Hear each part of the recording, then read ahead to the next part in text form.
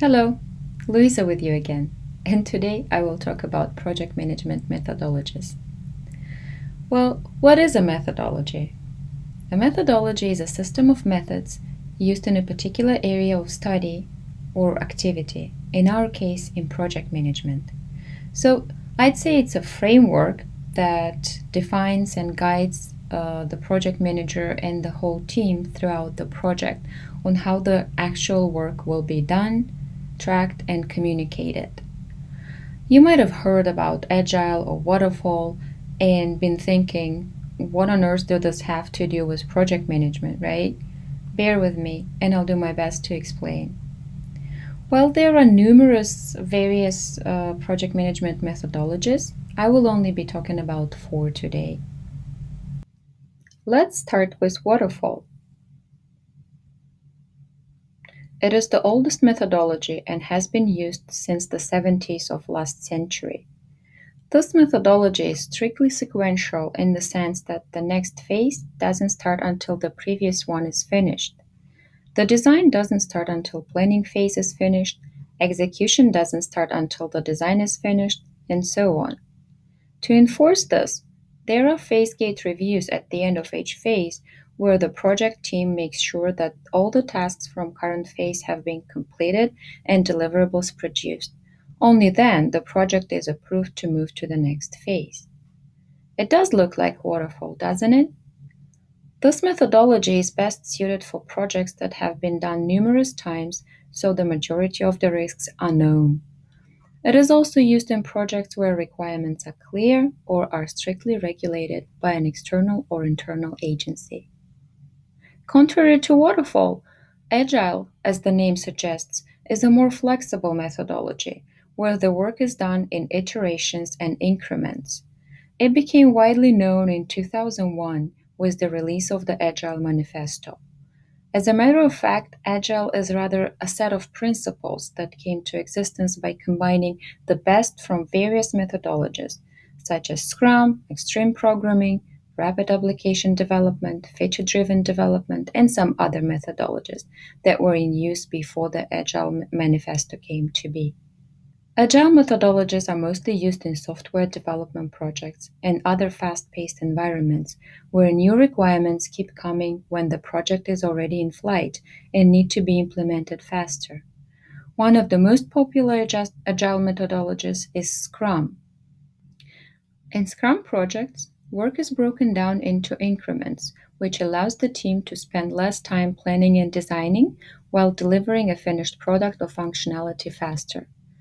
Team decides on the duration of the iterations, also called sprints, usually between 2 and 4 weeks, during which a cross-functional team goes through the whole software development lifecycle, from planning to design to coding and finally testing.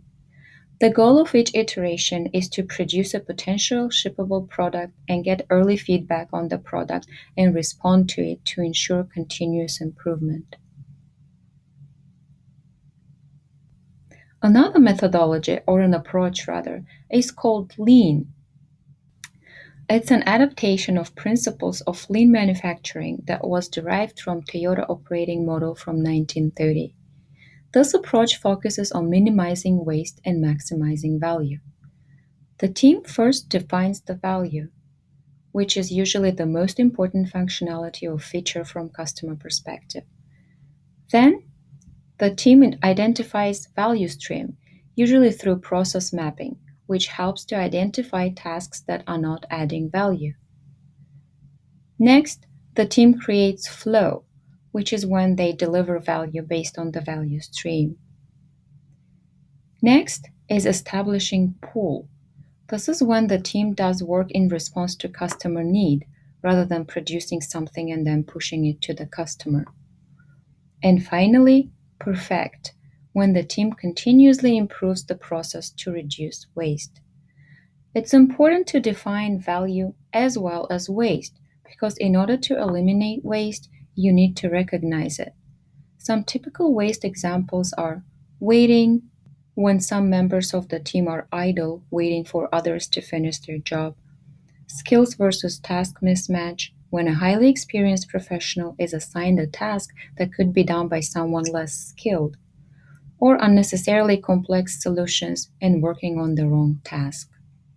And finally, let me tell you about one of my favorite methodologies, Kanban. I guess it is my favorite because I'm more of a visual person, and soon you'll understand why that matters. Kanban, translated from Japanese as a signboard or billboard, uses visual representation of the work via a tool called Kanban board. The main objective of Kanban is to minimize work in progress and to visualize the work process and progress. Here is an example of a simple Kanban board. As you can see, it gives you a picture of current state of things. You can move tasks from one list to the next one as they go through the process. On the top, you can see some numbers in parentheses. This is the number of allowed tasks within that list.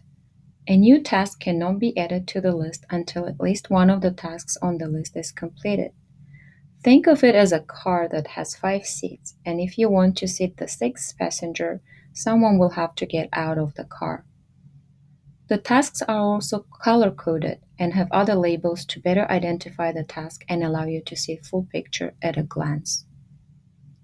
So which one do you choose for your project? There is no right methodology that will fit all projects.